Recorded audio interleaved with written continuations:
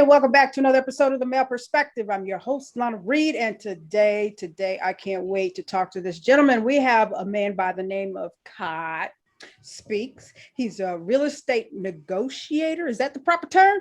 That's right. Okay, he's an author and he's a host of his own podcast called the $1 Million Mind Podcast, and a couple other things that I'm going to get into. But first and foremost, because parents did raise me right, hello and welcome to the show. Thank you for making time for me today. Thank you for giving me the opportunity, to share my story with you today. Awesome. Now, before we get started, I want to share with the audience, because you are sitting on the shoulders of greatness, of history, of heritage.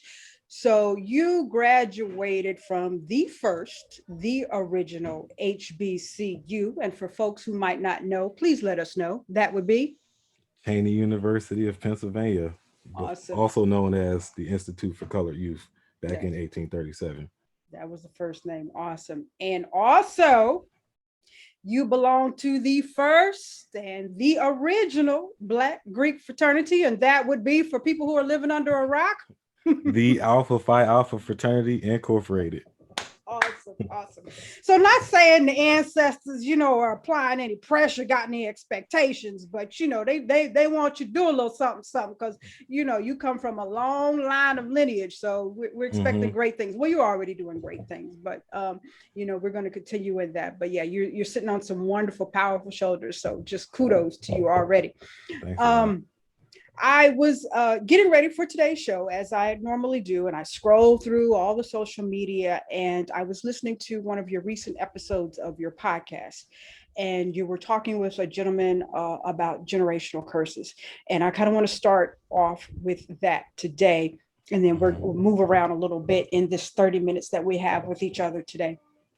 But when we talk about generational curses, especially for the Black community, a lot of it manifests itself in areas of poverty, of education, of unemployment, mental, emotional trauma that we suffer as a community. And it impacts Black men more so than not. But as I've said just briefly in the opening, you seem to be a brother that has escaped a lot of that. So I want to know, in personal reflection, what's the secret sauce? How did you make that happen for yourself? Well, I gotta first and foremost give that appreciation and thanks to my parents for just instilling the values that they instilled in me, and just help me understand that it's bigger than you. It's so much bigger than you. Like, yes, you have an opportunity to make this big impact, but what it all boils down to is that there's a source, there's a force that's greater than you, that is always there guiding you through the decisions that you make. And just understanding that, it gave me a sense of free will, and that I could do pretty much anything that I set my mind to. I was fortunate enough to not be in an environment where, I was forced to do things like work, but instead I was able to explore my youth and the genius that I have of being youthful, and just having so many ideas flowing through, and just giving me the space and the opportunity to kind of at least try, at least see if this is something that I want to pursue long term. So I appreciate them for that. And I could tell that my parents made sacrifices because of the environment that we was around. But again, I give them thanks because they showed me that it's not somewhere that you want to always be. It's not a position that is guaranteed and is already set in stone for your life. Them showing me how to transition and get from one place to the next, to get me to the next, showed me that you don't have to be stuck if you don't want to be stuck, Okay. for lack of better words. Okay. So, good tips. Now, I also read, or I've listened to a post that you made about an encounter you had at an early age with a teacher, and you were saying, as a young boy, you wanted to be more, you wanted to be something, and that teacher kind of was the dream crusher. I'm curious if you could go back, because I hear the story so many times, especially with young Black boys. If you could go back to that teacher or the educational industry, what would you tell them to encourage, Black boys to pursue opportunities. I mean, because sometimes in our communities it might seem bleak that that's not a possibility, but Hmm. you, the reality is here you are. Well, I want to first. I got to address that thing. I'm so glad that things are kind of shifting because I'm starting to see a lot more black teachers than when I was in school. Mm, Because this was a white woman that was the counselor that gave me this advice, and I could tell, in her heart, she thought she was doing something good for what the school system was providing her. mm, But, in a nutshell, it just came to the lack of understanding and having the experiences that I've had. So, giving that advice, I would give that teacher advice is just to kind of do a better job of just putting yourself in your student's shoes and understanding that you don't have just as much as you want to try to have this the good in your heart to make sure you're doing as much as you can for this individual. You just simply don't have the experience to really understand what the powers they have and how they can best utilize. Because I came from a generation of youth that in certain schools, it's so easily deemed we got ADHD and we mm, can't focus, and we in the individual learning groups, where we have this, and it's just really just the teaching style doesn't fit the person that I am. So it's like, mhm. again, going back to that, understanding the experience. So that would really be the only advice that I would give to that teacher if I was to, be in a space with them now. But no, with no malice, with I, address that person. Mhm. It will all be coming from a place of understanding. How we can do this better, Hmm. and direct these kids in a different path. Now, you went to school. You grew up in. Did I read right? The Philly area. Yes, I was born and raised in Philadelphia and lived in all parts of Philadelphia. And yeah, I ended up going to Cheney for college because my mom is a legacy of Cheney as well. So I always heard Cheney. And funny story, I ended up going to Delaware State first for baseball. Didn't get enough money for that, so after like the first semester or half of the semester, I realized I had to just take that opportunity to go to Cheney. Love that decision that I made. And right after graduating, I ended up moving to Miami, Florida for my first corporate experience, and learned the ins and outs of corporate America, and discovered pretty much expected that I wasn't going to be enjoying that environment too much longer, and took an opportunity to move down to Atlanta with my wife, Alana. Awesome, awesome. I love it. Now, you mentioned a couple of times that you had a strong support system that kind of propelled you and pushed you towards higher education. But sometimes in our communities, we don't have that. So, if you could encourage brothers to seek college or Mhm. pursue college as an option, um, how would you get more brothers to kind of go that direction? I would always, encourage them to see how it, like, first identify why you want to go to college, Mhm, because though I strongly believe that college is a tool for success, our idea of what college is can be detrimental in the long term, in the long run. mhm, If we don't have the means to go to college, we put this certain pressure on our kings and queens to go to college, though they don't have the means or the motivation to go to college. And then after that 4-year degree, we end up with a job that's not in that field and in debt. mhm. So it's like it's a double-edged sword. We got to encourage our youth to first really do some research as to why they want to go to college, why they think is a choice for them, and doing everything it takes to have the means to afford it, and not have to come out of pocket. So it becomes more of an asset than a liability. Yeah. And, I like to tell a lot of young folks that sometimes it's not even, you don't even have to do the 4 years. There's trade school, there's other Hmm. options, uh, but,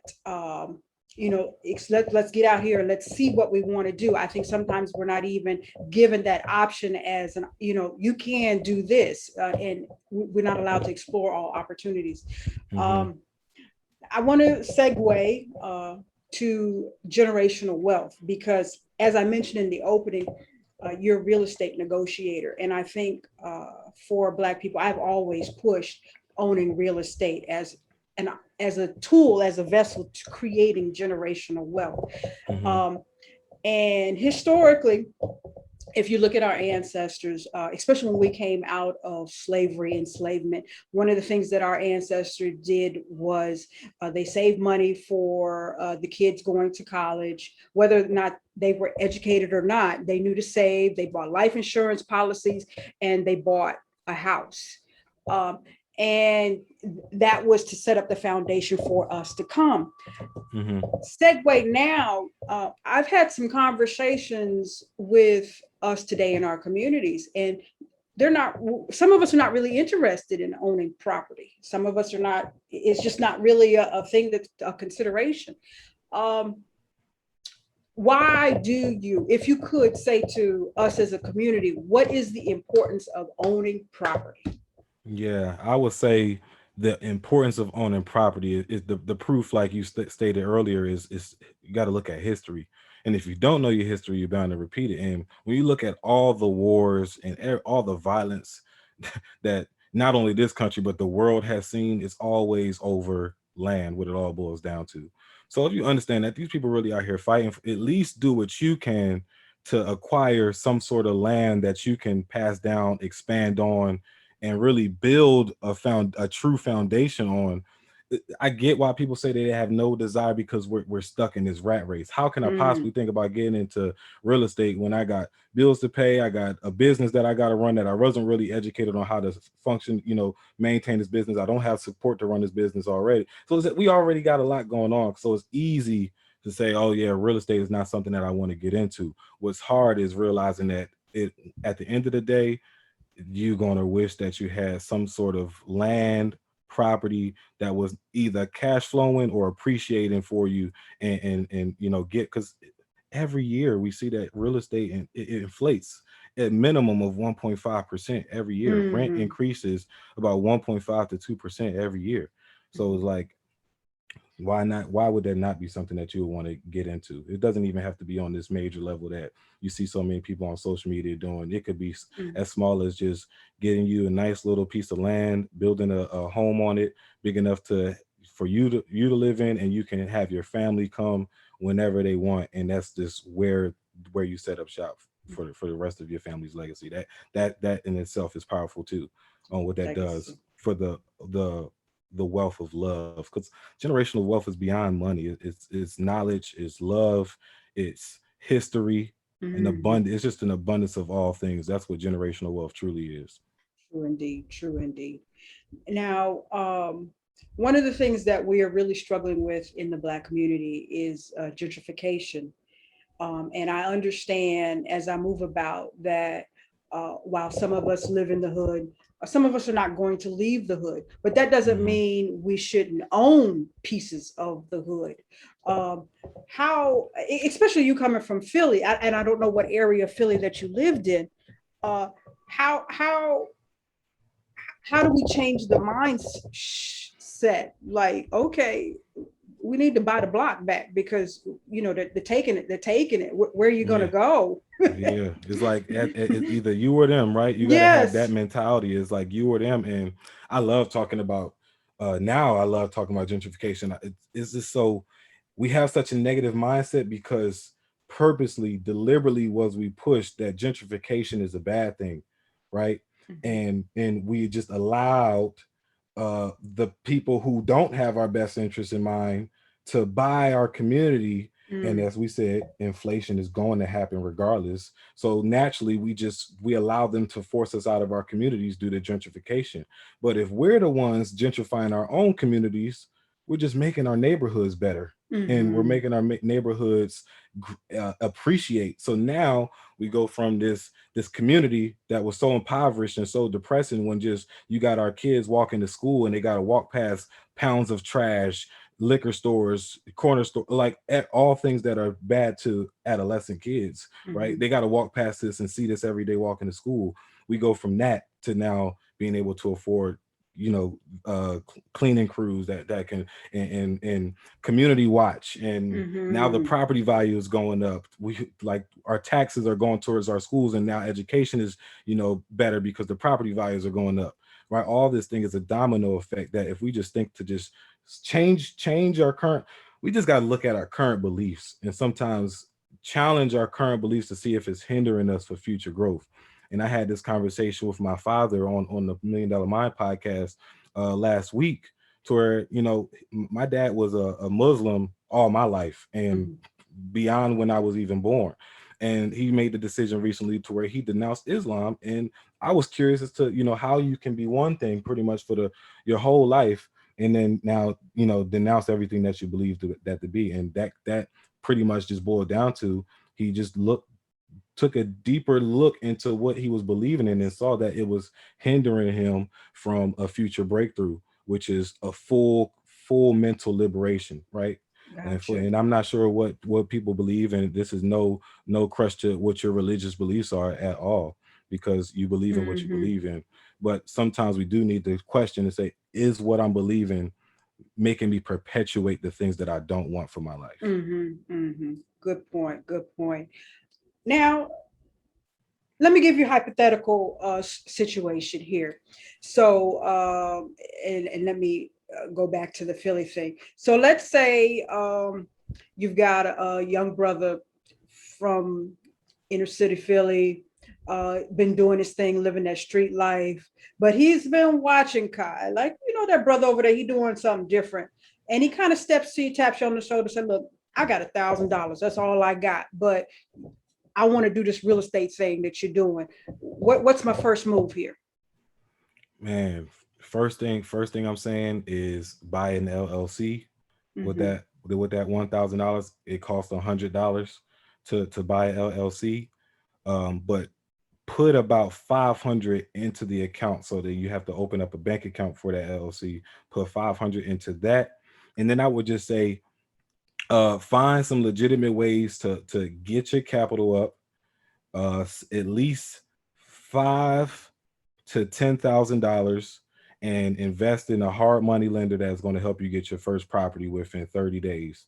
Mm-hmm. And I'm actually helping individuals now with just learning how to find off market real estate, because with today's market, it's a seller's market. You don't really Mm-hmm. want to pick up anything on the market, because you're going to end up paying thousands of dollars above what they're asking is. So it's best to just find off-market properties, and I help people identify those off-market properties, walk them through how to acquire the off-market properties with scripts and sales training, and then acquiring a hard money lender, how to vet out different hard money lenders, because with this being the first opportunity, you're going to probably have to pay about 20% of what the purchase price is on the property, kind of like a conventional loan. But with hard money lenders, they have different ways. Mm-hmm. It's much less stringent than going through a bank.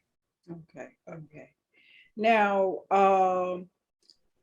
one of the things that we struggle with is we start late in the game, as Black people. So we learn about money later in life. Hmm. So we're behind the ball. So the real estate thing, I think, is a very viable tool to teach children.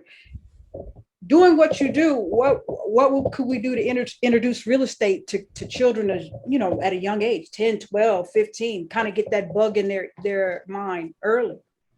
I think that's a great question, and because the youth have such creative minds, I think it really starts in the house, and getting them interested in like house projects, like home design, and decor, and some crafts, like building things, setting things up, Mm, giving them the space to really build out their bedrooms, just so that like that really introduces an interest for homes, and later on I boils down see. to real estate. I think it starts there, just building off of their creativity, because once you start doing that, they're going to tell you they really like they're going to give you the keys, because they're on a future. Their thinking is in the future, literally. Okay. Yeah, Yeah, because literally. exposing children to business in the past, I'm way older than you. You had lemonade stands, so that was the first Hmm. exposure to business. But now, things are different, dynamics are different, and for me, like, I just grew up in a generation where you get you a piece of property, and I'm trying to figure out how we segue younger folks back to getting a piece Hmm. of property, We because definitely need to bring home ec and like crafts back to school, the school curriculums, though, for oh sure. yeah, home ec. I was my daughter. I was teasing some of her friends, and they didn't know how to cook, and I was like, that was home ec was a standard class in my thing, and you learn your basics of cooking and Hmm. all of that.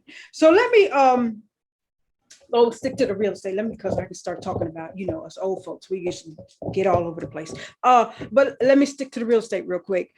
Let me say somebody comes to you and says, Kai, I just inherited my grandmother's house. What am I supposed to do?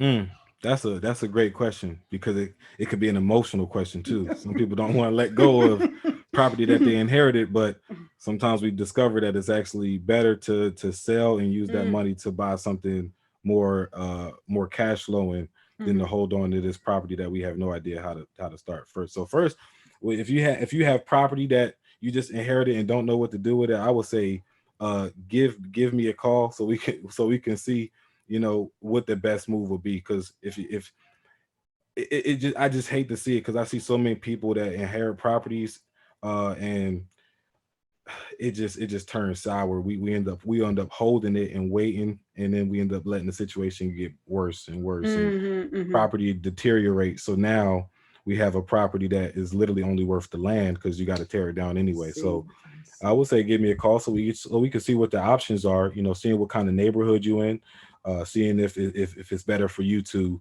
you know, fix it up, put a tenant in there, fix it up and sell it, or just sell it as is. Those are really the only three options that you would have. And two of those options cost money, and the other option, gets you some money. You work all across the United States? So right now, I work with a wholesaling firm. We're in about 8 different markets spread across most of the East Coast and some of the Midwest. So Okay. Alabama, parts of Texas, Dallas and Houston, Florida, Orlando and Tampa, Okay. Philadelphia, Baltimore, and Oh yeah, of course Philly and Marion as well. Baltimore, the property market, well, they got really hit. I did a speaking gig in Baltimore, and I just was driving by, and it was boarded up house, boarded up house, boarded up house, boarded up house. So there was a lot of real estate in the Baltimore area the last time I was there. So Yeah, Baltimore kind of reminds me of North Philly as far as like the property values and um, just what I'm seeing in the community, and especially in North Philly, I'm starting to see a lot of that positive black gentrification that's happening in the community. A lot of black investors are getting back into the trenches of North Philly and buying these abandoned properties and really okay. beautifying them and making them look nice and making the neighborhoods look nicer. Okay, that's good because in Los Angeles, when it happened, a lot of places where we lived, you would see Starbucks pop up, and then you would see, Becky with her poodle jogging down the street, and like, whoa, where'd you come from, and where do we go, and Hmm. but yeah, so I don't think really people saw down the line with gentrification and the impact that it would have, and now we're kind of like, whoa, hold up, wait a minute, wait, hold up. Hmm. So let me ask you now about I lead, you lead, we lead. Your book, Lead from the Front. Tell me Yeah. what's that all about? Yeah, so lead from the front is it's a self-help guide to just helping you not only become a better leader to yourself, but learning how to lead and influence others just from just walking daily in your purpose and things that you're passionate in. Um, I give a lot of opportunities after each chapter, some space for journaling so that you can have those conversations with yourself about the things that you pick up from the book. And I lead, you lead, we lead is pretty much just a mantra that I've instilled from writing that book of just, it's not about me. Again, my parents taught me that it's much bigger than myself. It's not even about you, Lana. It's really about us together and how we can, Mm-hmm. feed the source that needs to be fed so that we can all be in a much better position than we were the day before. I believe that life is really just one big entree, and that we all it's like a potluck. We all bring something to that entree.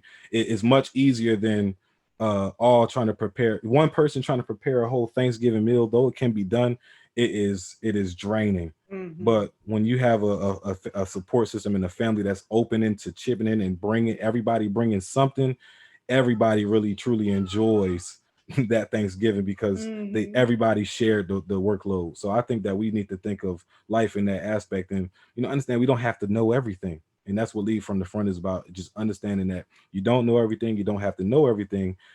It actually is draining trying to figure out everything. So lean Mm-hmm. on people and you lean on people to learn that have an interest in that. I don't know how to. I'm not a contractor. If we going back to the real estate, I love negotiating and selling real estate, acquiring the properties, but I don't want to spend time learning how to do my own contractual work and fix up the Mm-hmm. properties.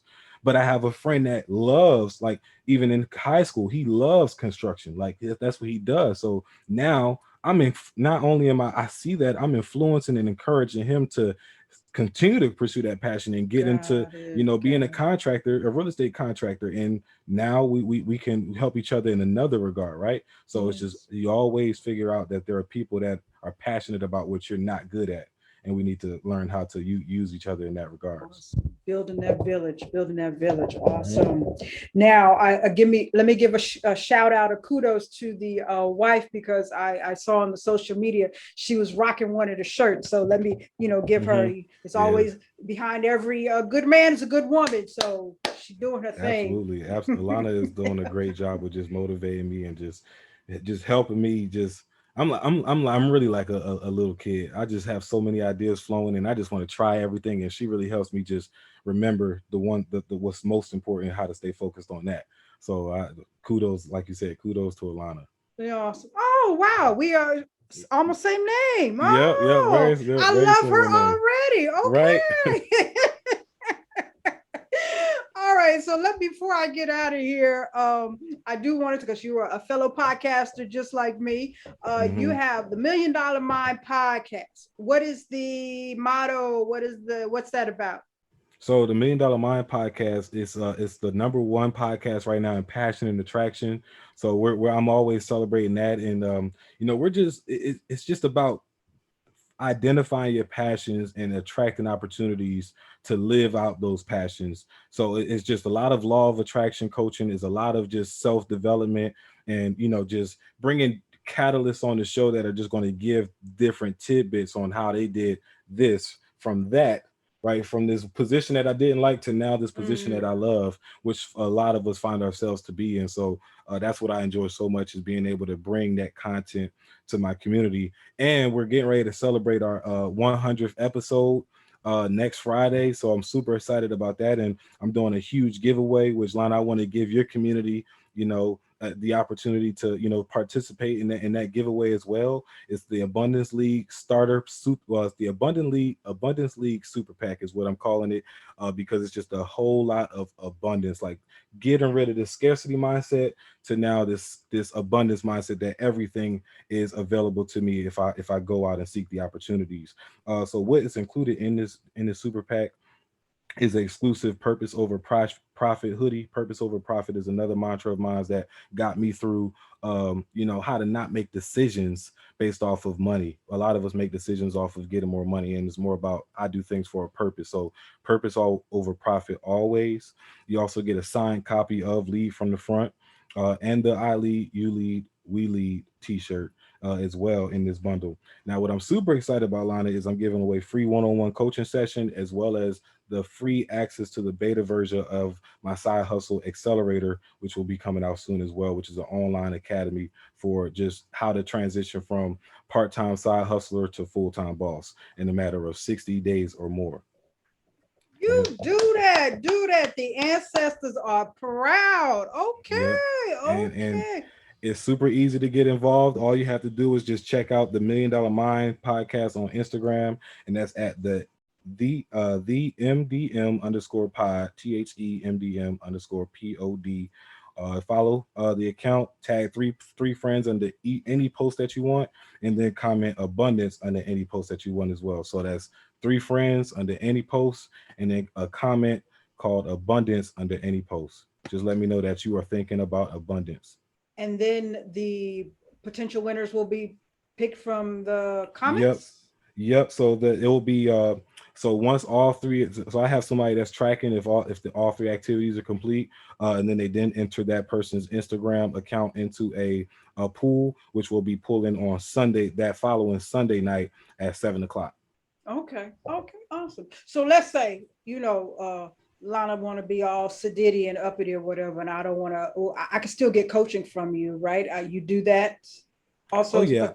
I do coaching. It's so the way that I'm doing my coaching until I have the course built out. is definitely very. I got to take my time very seriously. So it's not just it's a service that you can just pull off my website, book a call, and something like that. It's just reach out Okay. to me, let me know what your plans are, and how your plan of attack and how you want to get from A to B. And then I could take into consideration if we can continue some type of mentorship. Okay. But until I get that course built out, that's pretty much how I'm covering things because I'm very heavily involved with the real estate right now. So I just got to pretty much protect my time, especially with the podcast. Oh yeah, we got to keep the lights on. So Hmm. got to keep the lights on. Now, the lead from the front book, because I saw you speaking at the college level to some at your school. Is it Hmm. geared towards college students or the students, high school students, or is it geared towards a certain population? I would say it's geared towards anyone that is looking for that voice that is going to speak to you in a way that no one else has spoke to you and ask you questions that no one else has had. So Okay. it's not simply for the college students. I've had people of all age ranges Okay. give me feedback on how the book has really impacted their life. Help them do a quick 180. So I invite anyone to check out the book. Awesome, awesome. And I did see one more thing on the website. I think, and I guess this is a tribute to your mother. You have a shirt coming out, "Mama, I made it," or Yeah, yeah. So Mama I Made is just a tribute to Mama. Our mamas do so much for us. And it's just the saying that we always, man, everybody, it's just the saying in the Black community. Mama I Made it. Just mm-hmm. the moms and you know, I guess I got to make one called Papa I Made It Too, but it's just not cool. Why? It Why we don't don't see sound that? right. It just don't No. sound right. But I love my dad too, so I want him to know that. One day, Chris Rock say, "All dads get is the big piece of chicken." Yeah, man. So, Awesome. that's I'm all. excited. I can't wait for the day that I could become a father. But I know it's gonna be. I know how it's gonna be, and I'm not Oh even. yeah, yeah. Oh boy, oh boy. Well, a lot of pressure already, a lot of expectations. A lot of knowledge, and I mean, it's going to be a wonderful thing when the time comes. But take your Hmm. time. I hear a little voice in the background, really.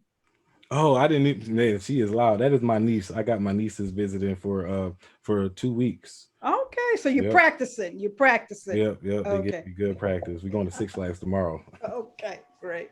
Well, let me go ahead and do the random question, and then I want you to plug how people get in touch with you. And one more time, give us how we connect for the giveaway for next week. But let me go ahead and do the random question here to see what we got here. All right.